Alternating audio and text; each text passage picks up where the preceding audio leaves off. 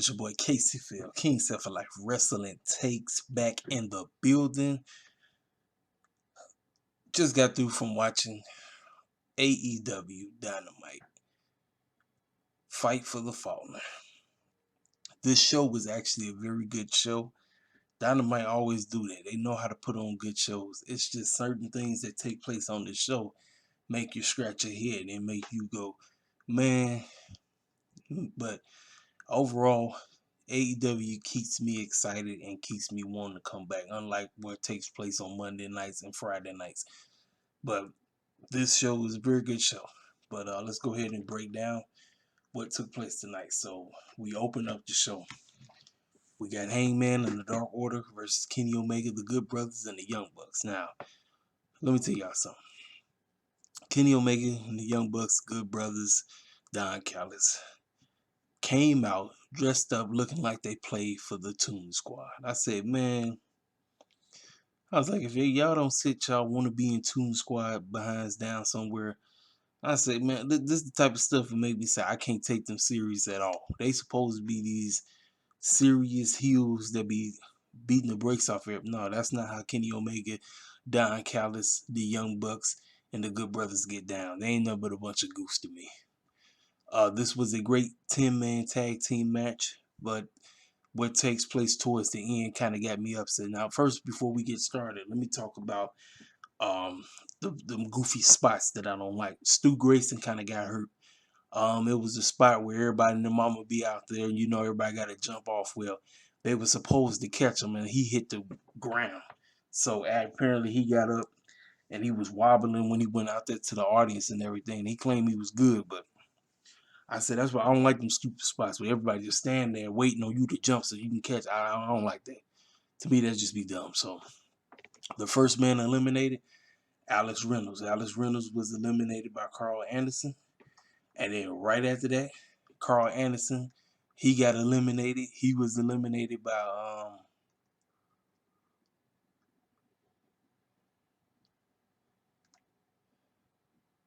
it was yeah, Stu Grayson. Stu Grayson, I think it was Stu Grayson that eliminated, yeah.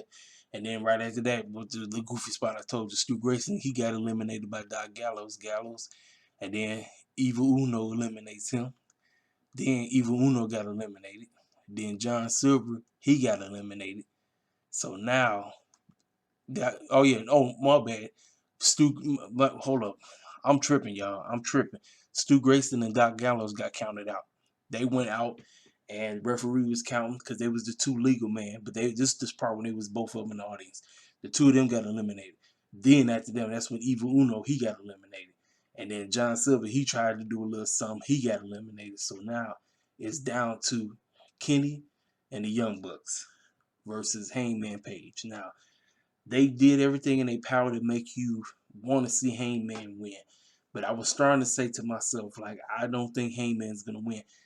Kenny and them was cheating their behinds off. They was getting the belts involved. They was trying to whack him with the belt. I mean, they was doing everything in their power. And it just wasn't enough. He kept kicking out everything. He was getting out everything. Then Matt Jackson got eliminated. So now it's 2-on-1. But it ended up, like I said, referee wasn't paying attention. They hit him again with the belt. They do the V trigger. Kenny Omega ends up pinning Hangman and the Elite win. Now the stipulation was if Hangman and the Dark Order win, they get Kenny Omega and them at all out. I mean, he get Kenny Omega and they get the Young Bucks for the tag team titles. Well, they failed. So now what does this mean? Now with all this talk about Daniel Bryan, CM Punk coming through, what does this mean? Are they pushing Hangman back? You have sympathy for Hangman. I ain't gonna lie. I was feeling some kind of way. I wanted the Hangman them to win, but he didn't. Kenny, Tony Khan, once again, he puts you in a place where you really don't know where do we go from here. Where do we go? Like I said, the matchup is a decent matchup, but y'all know how I feel about all these freaking tag team matches all the time. You know what I'm saying? So backstage, we got Alex Marvez talking to Pac, and he was saying to him that my crew, the Dark Triangle, is not here, and I believe Andre and Andrade and Chavo was responsible for that. Then that's when they came back and said, "See, he looked to be a little short-handed. But your boys, we're gonna get him here, but they just got to take a limo." So obviously, this beef is not over. This beef is just getting heated. So we're gonna see how this is gonna transpire. So right after that, we got Ricky Stark's FTW celebration. Taz is putting this man over. He's standing in the box and he calls the man out. Celebration. They got the band out there. They going crazy. Mr. FTW champion comes walking out there with Taz's son, and you know how he do. He got that goofy walk. How he do. Let me tell you something. Ricky Starks is the man. Ricky Starks is doing an outstanding job in his role. The man is a great talker. I heard some cats saying that the man is like is MJF 2.0. You know what, man? Ricky Starks is his own man. He talks. He can talk. He can do all this. Um, you know, we just gonna have to see what Tony does to tweak some. I see the similarities, but I still think Ricky Starks is his own man. So he out there running his mouth talking about why Brian Cage is no longer in the group and why he's the FTW champion. He said, Brian Cage is a selfish man. He said, when I broke my neck, everybody reached out to me except for Brian Cage. Why is that? Why didn't he reach out? It's because he's pathetic. He's a loser and he doesn't belong in this group. That's why I'm running the show. That's why I'm the FTW champion. As soon as he said that, Brian Cage's music came. He goes off. He runs out there. He beats up the band members. Lays out the dude with the trombone, then he takes the guy's drum, throws it on his head, and as he tries to get in the ring, both Taz's son and Ricky Starks, they get up out the ring, they dip out. So obviously the storyline is continuing on. So the crowd seemed to not really give a crap about Brian Cage. I don't know. Like I said, I think Brian Cage is a great guy. I think he's a great wrestler. Does he need help talking? Mm, I don't think he's that bad. Maybe that's, like I said, that's probably one of the major reasons why he was with Taz in the first place. But I think Brian Cage is his own dude.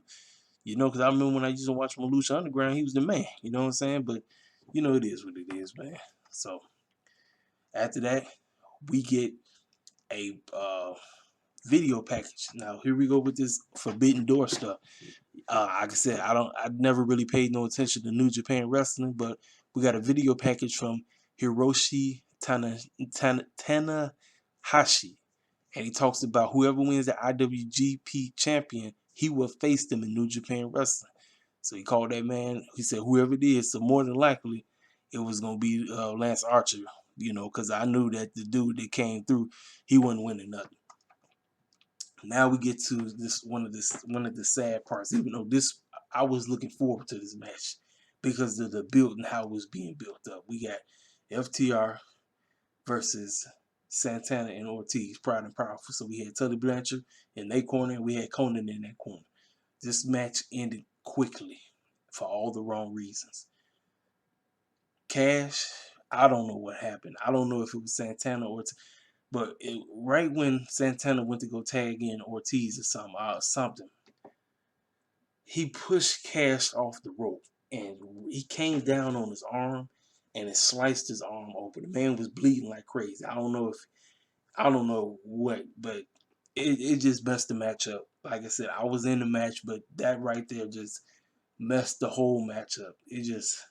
My man got hurt, so Santana just basically took a DDT from Dax, and the match was over. So 1, 2, 3, Santana got pinned. The match was, I felt bad that FTR got the win, but Cash Wilder was hurt. They had all the doctors out there and everything, and I said, man, that's not what they wanted. That was not what they planned. Like I said, listen, man, wrestling, everything is about chemistry.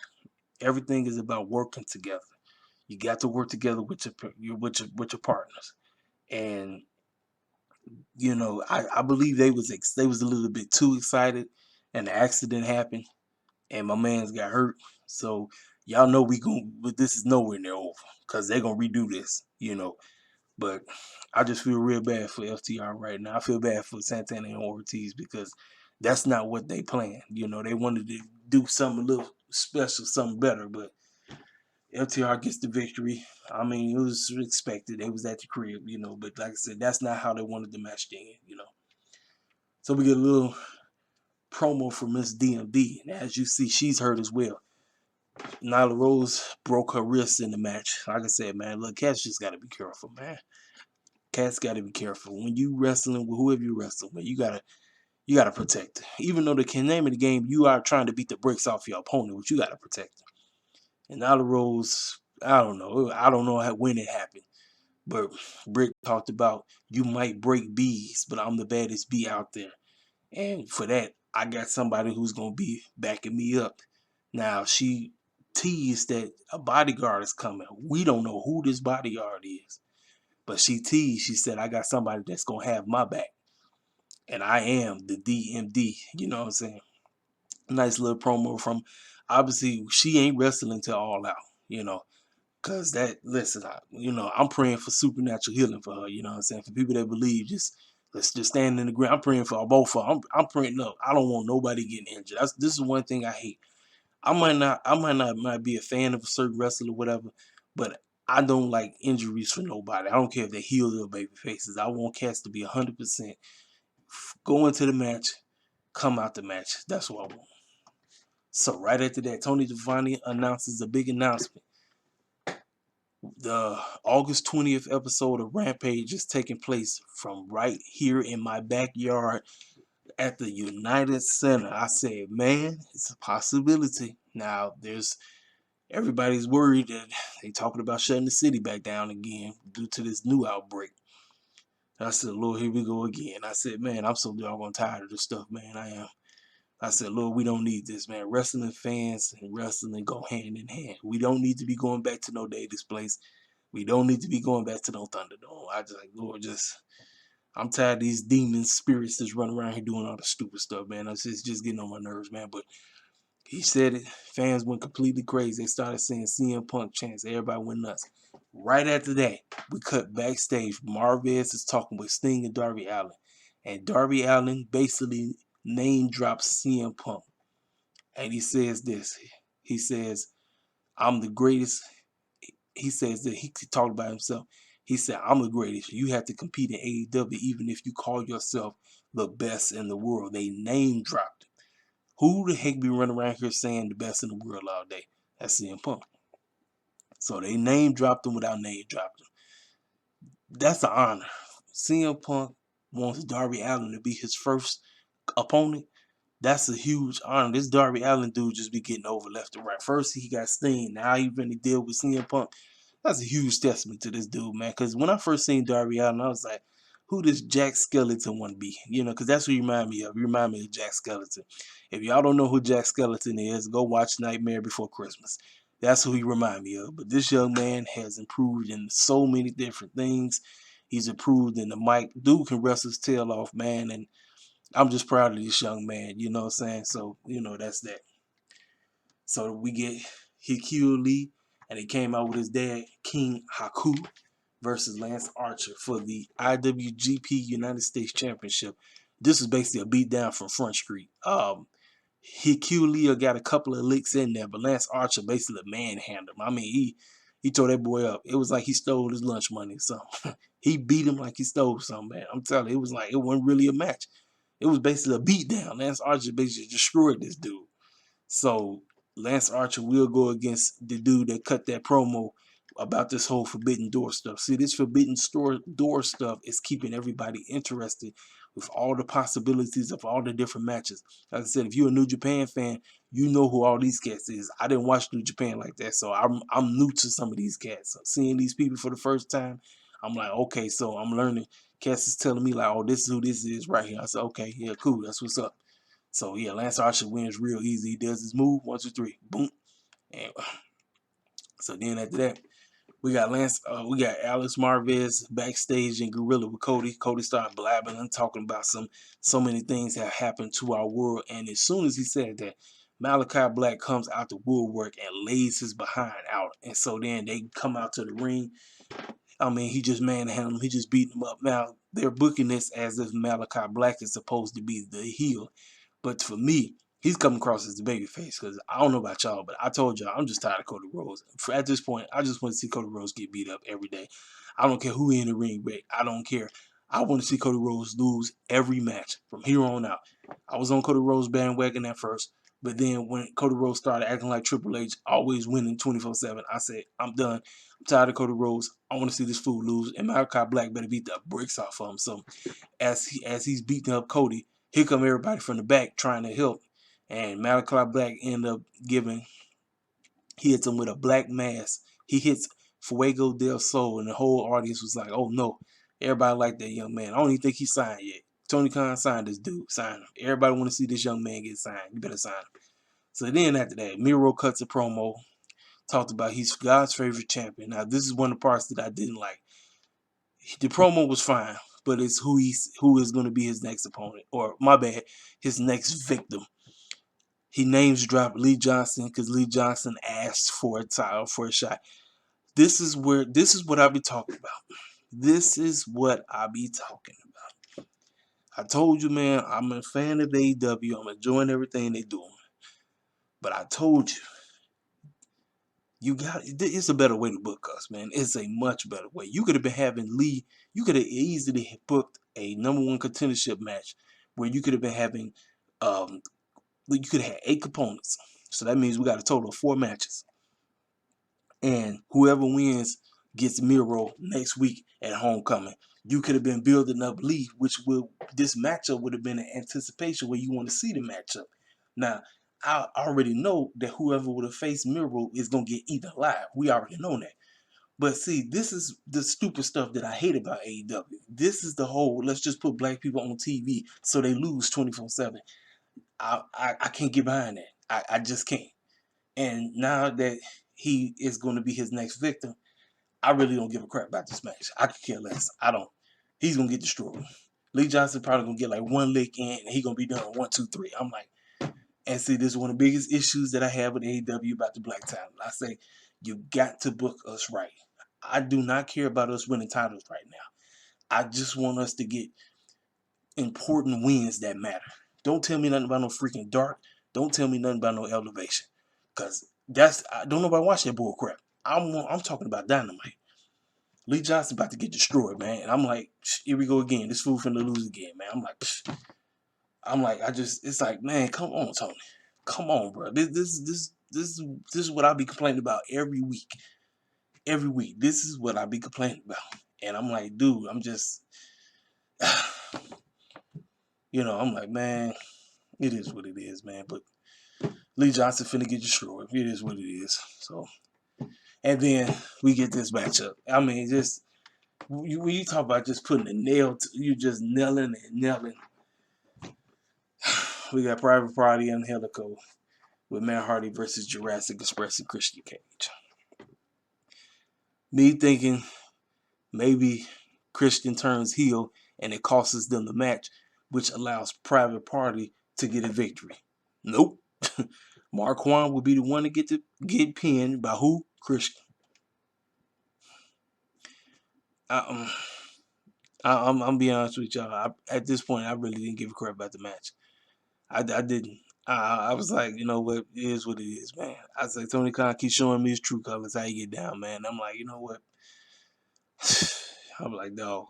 I mean, it makes it difficult, man, for me to get behind the cats that look like me when I keep seeing them on the show and they keep losing 24/7. I'm like, it's Private Party to me. Ever since they got over on that first episode, have been nothing but jobbers. Ever since that first episode, when they got over like a mother, they got over with the crowd and everything. It seemed like they purposely done went out their way and made them jobbers. Angelico is a jobber as well. Jack Evans, he's a jobber as well. It's like, man, I just feel like, dog, man. And listen, man, I'm happy for Jurassic Express. Jungle Boy Jack Perry, he's a great wrestler. Luchasaurus, you already know what you're gonna get. Little man Marco Stunt, now he got chased off, but you already know. And then like I said, Christian situation, man. I'm like, I mean, Private Party easily could have get a pinpoint. Like you could have,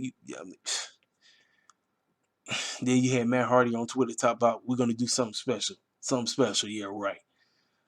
I'm like, dog, man, like I say, this be the downers for me, man. This be the downers. I'll be like, I see it, and then I'll be like, here we go again.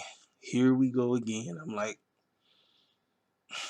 I just like I'm like this. I don't want it to become an agenda where you're forcing it, but at least let us get victories on the show. That's all I ask. Let us get victories on the freaking show, man. It's not that difficult. Let us get victories on the show. Don't tell me nothing about no dark, no elevation, man. I don't care about that, man. I'm talking about let us get important wins on the show. This was a huge opportunity that Private Party could have pinned somebody. Shoot, but no, you didn't have to do that. You had to take the pinfall. I said, here we go again. Here we go. You know. So let's move on. Jurassic Express wins. So then after that, they celebrate. Then the Blade comes out to woodwork, and then he lays out Christian. So next week we're gonna get the Blade versus Christian. At this point, I just I don't care, man. I really don't. I just it is what it is. Then we get this matchup. We got Julia Hart with Varsity Blondes versus Thunder Rosa. Now, as much as I be talking about getting black talent right, Tony Khan and them got to start putting more effort in booking the women. Now, this matchup was designed to see how well has Julia Hart improved in the ring. Thunder Rosa just signed a new contract. She cut a promo talking about she is very proud to be a part of the AEW roster. And now, as being a part of the roster, she can finally start getting important wins under her column. So this matchup was all about Julia Hart. You know what Thunder Rosa gonna bring to the table. Thunder Rosa is an excellent wrestler. Chance that cats went crazy. This is all about Julia Hart. At the end of the day, Julia Hart is a decent wrestler. She still needs some improvement, but she was in the ring with a right opponent because Thunder Rosa did everything in her power to make her look good. But at the end of the day, you knew that Thunder Rosa was gonna win. Julia's gimmick is that she's a cheerleader and she's with the Varsity Blondes. That is her gimmick. I don't know if it's over with the crowd or not, but this is what she's riding with. And I said, by all means, keep doing it. I think the young lady is a decent wrestler. I think she just needs to improve on certain areas. But otherwise, man, it was a decent match. A little quick match, you know what I'm saying? Thunder Rosa gets the victory. So then after that, Moxley cuts a promo and he talked about, okay, so you talk about cutting the open door promo to nice Tanahashi. Talk about you been dodging me for months. Now that I lose the IWGP title, here you go showing up. So obviously he called that man out. He won. So somewhere down the line they're going to be facing each other. I don't know when that's going to be, but decent promo from Moxley. And now we get the main event. Deathmatch style, Nick Gage versus the Painmaker. MJF out there on commentary. This was a insane to the membrane. I'm trying to tear your skin up. Jericho and them bleeding like crazy. I mean, just this match was everywhere, which way. The audience was going crazy. All the stuff made you like, ooh, man. Like I said, if you like this, beat the brakes off your opponent, any type of whatever the heck you want to do. I'm gonna try and mess you up type of matches. This is the match for you. For me, it is what it is, man. Jericho got tore up, man. Jericho got beat down. Let me tell you something, man. I'm not gonna lie, y'all. This run that Jericho is on, I think this is the last few couple of matches we're gonna see Jericho wrestle. I think Jericho's coming to a close. I think he's putting his wrestling boots up for good. I really think Jericho's getting ready to retire, y'all. I really think so. I just feel like that. I feel like what they're doing with this we're watching the final in-ring performing days of Mr. Painmaker, Butt Clown, Mr. Judas himself, Mr. The List, Mr. Inner Circle Captain, you name it. Jericho ends up getting the victory. Nick Gage tried everything, hitting him with them lights, hitting him with the pizza cutter. He started stabbing him. I mean, doing everything. And then MJF over there talk about every time when Jericho would get something, he'd say he cheating. Talk about he's not gonna win this match. I'm like, man, MJF, just stop it. Just quit, man. Just quit while you're here. Now, um, with Gage losing losing the yeah, GCW championship, everybody thought that Matt Cardona was gonna be the reason why he lost the match. No, it's just Jericho just beat the brakes off him. He just gave him more pain. That's why he's the pain maker. See, he was the pain maker for a reason, because he wanted to see how much pain can he take. And listen, he was getting towed up. Jericho got beat down, man. He got destroyed. Jericho got destroyed, man. But at the end of the day, Nick Gage ended up coming up short. Jericho wins. And right after that, MJF was upset. He was ticked off. He said, all right, you might have won phase 2, but you ain't going to win phase 3. You see, I went back to your past, sir, and I got something for you. I got something. You remember this promo right here? They went back 2 years ago when Jericho mentioned something about being in a feud with a certain luchador named Juventud Guerrera. Now, I remember Juventud. The last time I seen Juventud, he was a part of one of the most racist gimmicks in WWE history. If y'all remember the Mexicans, that fool was riding a lawnmower. That's how much Vince McMahon thought of Juventud. Put him in the group with the 2 other Hispanic dudes, and put him on lawnmowers, and they was called the Mexicans. That's the last time I remember seeing Juventud. I really do. That's the last time. But now that my man is coming back, that's gonna be Chris Jericho's 3rd matchup. And right, I'm telling you, just the way how this is lining up, this makes me feel like we're coming to the last couple of opportunities to see Chris Jericho wrestle. But if that's the case, he's done it all. Jericho set the standards for AEW. He came in, he was the first AEW champion. That was perfect. It was a business move. And everybody know who Jericho is, so this is how you get eyeballs on AEW. Now he's establishing this new young cat named MJF. Chris Jericho is doing everything for MJF right now. He is doing everything. And the fact that he's going to allow him to retire him, you listen, man. I mean, cat's gonna feel some kind of way. Because I still think I think Jericho got maybe 2 more years in him. But if Jericho wants to call it a good day, by all means, if it's it at all out, by all means, he can. You know. So that's my AEW Dynamite show. Like I said, the show was great, man. But you see how I sound. You see, because I'm the only one that's speaking out on this. Nobody else is talking about it. Nobody else wants to speak on what I speak about when it comes to the small things that AEW need to work on. And like I said, I enjoy seeing everybody that gets the opportunity to come on this show. But you gotta have certain things make sense. Not just throw stuff out there and say, oh, this person get a shot. I'm like, no. Lee should have been built up right. We know Lee getting ready to get killed. I know he getting ready to get destroyed. It don't even make no sense. Lee gonna lose that match. It's not even gonna be. I'm telling you, Lee gonna get destroyed. It's like Lee. Look, he might hit him one time, but then Miro gonna just do the little whatever that move is he do. It's gonna be over like 1, 2, 3.